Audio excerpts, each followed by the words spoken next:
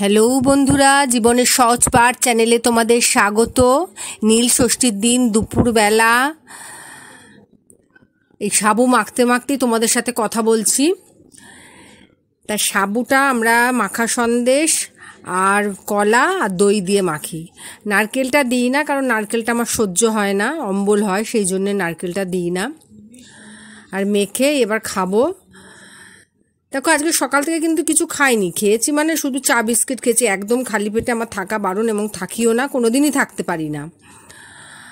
আর এতক্ষণ প্রায় এখন 3টে বাজে, সেই 3টের সময় খাচ্ছি, কিন্তু খিদে ভাবটা সেইভাবে হয়নি অন্যদিন যেরকমভাবে হয়।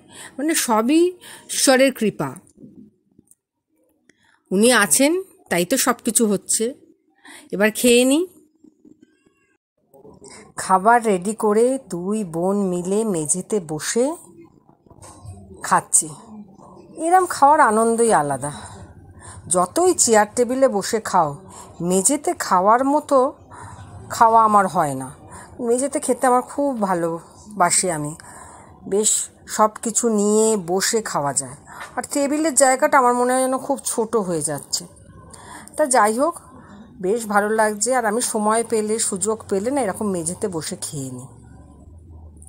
আগে তো মেঝেতেই খেতাম, চেয়ার টেবিল কি আর এরকম ছিল? এখন যত দিন যাচ্ছে তত সাহেবি কায়দা আমাদের মধ্যে চলে আসছে। সে যাই হোক, এই সাবু মাখাটা কিন্তু আমার বেশ ভালো লাগছিল। আসলে অনেকক্ষণ পরে খাচ্ছি তো, যদিও খিদেটা সেভাবে পাইনি, কিন্তু বেশ ভালো লাগছিল, কারণ খাবার টাইম তো হয়ে গেছিল। আমাদের এখানে একটা নতুন শপিং মল ওপেন হয়েছে, তা সেইখানেই একবার দেখতেও এলাম, কিছু কেনাকাটিও করতে এলাম বিকেলবেলা। আজকে দোকানটা বন্ধ রেখেছি, এমনিতে তো বেরোনো হয় না, তাই বেরিয়ে পড়লাম আমরা। টুকটাক কেনাকুটি কিছু ছিল, যেগুলো না কিনলেই নয় সেগুলোই কিনছি। আর এর মধ্যে একজনের একটা জন্মদিন পড়ে গেছে, তারও কিছু কেনাকাটি করলাম। ভালো লাগছিল, মাঝে মাঝে এরকম বেরিয়ে পড়তে বেশ ভালো লাগে। আর আমাদের কেনার থেকে তো দেখাটাই বেশি হয়, ভাবি এটা কিনবো ওটা কিনবো, কিন্তু সব কিছু মাথায় রেখেই কেনাকাটি করতে হয়। আমি এইভাবেই করি, কোনো সময় না হুটপাট অপ্রয়োজনীয়ভাবে কোনো কিছু কিনি না। আসলে ভাবনা চিন্তা তো সবসময় করে চলতেই হয়, আর এই কারণেই করতে হয়, সেটা তো বলার অপেক্ষা রাখে না। তোমরা সবাই জানো যে কখন কি প্রয়োজন লেগে যায় মানুষের। আর আমার তো প্রয়োজনটা আমি ভেবেই নিই যে হয়তো মাথার কাছে টাকাটা রেখেই দিতে হবে, কোন সময় শরীর খারাপ হয়ে যায়, কোথায় কিভাবে খরচ হয়, সেই জন্য হুটপাট খরচ করতে দ্বিধাবোধ করি।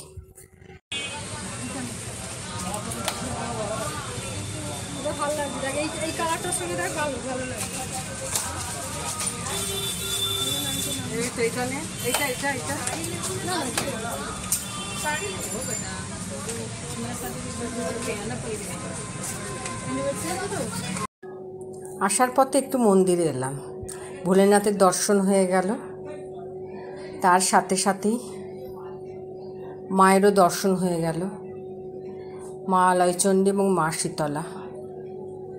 দেখো, এই পাথরের মূর্তি পাশের পুকুর থেকেই পাওয়া গেছিল, বহু দিনের পুরনো মূর্তি এবং খুব জাগ্রত প্রতিমা। আমরা আমাদের আপদে বিপদে এই মাকে স্মরণ করি। অবশ্যই ঈশ্বর এক এবং অবিনশ্বর, তবে যে কোনো একটা অবয়বকে তো সামনে রাখতে হয়, তো এই মায়ের অবয়বকেই আমরা সামনে রাখি। কালকে যেমন দোকানও খুলিনি, আর কালকে বেশ ভালো ঘুরেছি। দেখো, পয়সা খরচা করে সেই দূরে যাওয়া, তার থেকে বলছো ওই পয়সা খাবো, এরকম মেন্টালিটি নিয়ে আমি চলি। আগে না শ্যামবাজারে যেতাম কেনাকাটি করতে। শ্যামবাজার বাড়ি থেকে বেশি দূর নয়, তাও বাসে করে যেতে হয়। তা গিয়ে ওখানে তো হরেক রকমের মাল পাওয়া যায়, কিন্তু এখন আমাদের এখানটা বেরোলে এত জিনিসপত্রর পসরা নিয়ে বসে। আসলে লোকের তো চাকরি বাকরি সেইভাবে নেই, এখন সবাই কিছু না কিছু করে খাচ্ছে, দোকানদারি করছে। তারপরে জুয়েলারি মানে ওই যে আর্টিফিশিয়াল যে জুয়েলারিগুলো বিভিন্ন রকমের, তার দোকান হয়েছে। গোপালের জামা কাপড়ের হরেক রকম দোকান হয়েছে। তারপরে খাবার দোকান তো আছেই। তাহলে হাত বাড়ালেই সব কিছু পাওয়া যাচ্ছে যেখানে, তখন তো পয়সা খরচা করে যাওয়ার কোনো দরকার নেই।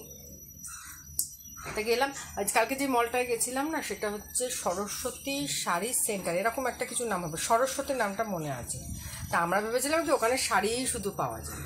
তা আগের দিন আমার ভাইয়ের বউ গেছিলো, সে এসে বলল না ওখানে অনেক ভ্যারাইটিস জিনিস, মানে ladies wear, gents wear, kids wear সবই পাওয়া যায়, তার সাথে ব্যাগ ট্যাগ এগুলো পাওয়া যায়, আর অন্য কিছু পাওয়া যায় না, সাজগোজের জিনিস টিনিস ওইসবগুলো কিছু পাওয়া যায় না।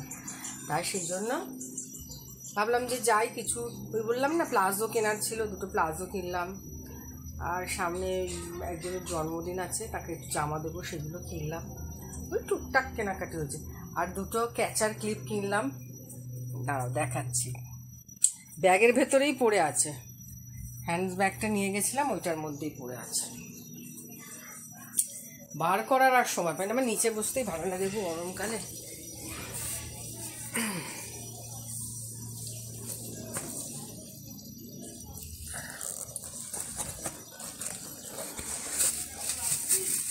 কালকে ক্লিপ দুটো কিনে পয়সা দিয়ে দোকানেই ফেলে চলে আসছিলাম, এই যে এরকম দুটো ক্লিপ। এতদিন তো মাথায় চুল ছিল না, এইগুলো অপ্রয়োজনীয় হয়ে গেছিলো আমার কাছে, দিয়ে দিয়েছিলাম যে কবে চুল উঠবে তারপরে রাখবো, বাচ্চাদের বোনের মেয়ের চুলটা বেশ লম্বা, তারপরে কোথায় রেখেছি অর্ধেক খুঁজে পাচ্ছি না।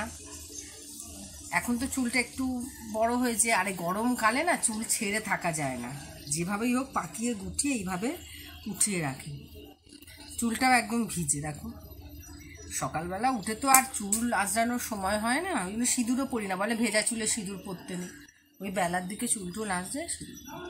তা এখন তো চুলটা বড় হয়েছে, তাই এখন এই ক্লিপগুলোর দরকার। যখন এই ক্লিপগুলো না সামনে পড়ে থাকতো খুব কষ্ট লাগতো, মাথায় দিতে পারতাম না, এত কষ্ট লাগতো বলার কথা না। যাই হোক এরকম দুটো কিনেছি, এই একটা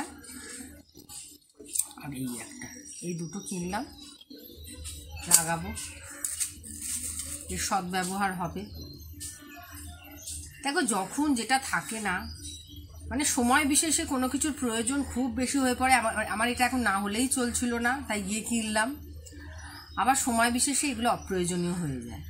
তাহলে পরিস্থিতি প্রয়োজন অপ্রয়োজন নির্ধারণ করে, যখন যেরকম পরিস্থিতিতে সেই অনুযায়ী কোনো জিনিস আমার কাছে কতটা প্রয়োজনীয়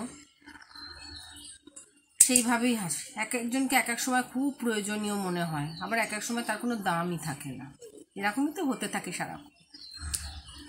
বিছানার চাদরগুলো না কাচতে হবে, পয়লা বৈশাখ চলে এলো, আর আজকে ছাতু সংক্রান্তি, আমাদের না ওই ছাতু নিয়ে 3 মাথার মোড়ে গিয়ে, মানে এই কী বলে পায়ের ফাঁক দিয়ে এইভাবে ছেলেরা করে সেটা, এরকম করে ছাতু ওড়াতে হয়, কিন্তু আজকে ওড়াতে ভুলে গেছে, ছেলে স্নান করে ছেলে ওড়াবে, তো অফিস বেরিয়ে গেছে, তাই ছাতু ওড়াতে হয়, আর বলতে হয় কি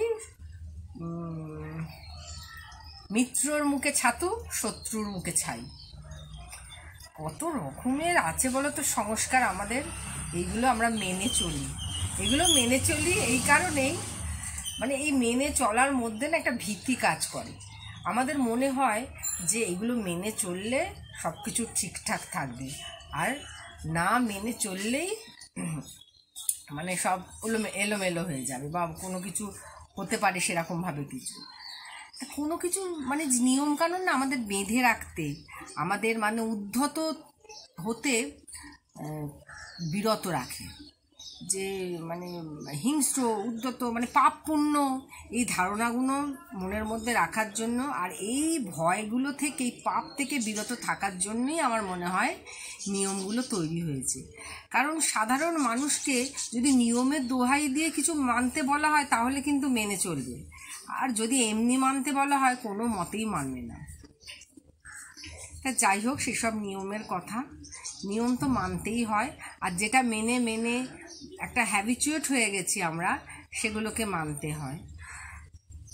তারপর তো কালকে বেরোলাম, বেরিয়ে কালকে তো মানে কিছু খাওয়া যাবে না, সেই জন্য কিছু ফুচকা খেয়েছিলাম, মুখটা ভালো লাগছিল না, মিষ্টি মিষ্টি খেয়েছিলাম তো সকালবেলা, ফুচকা টুচকা খেয়ে বাড়িতে এলাম, বাড়িতে এসে বেশ ভালোই লাগছিল,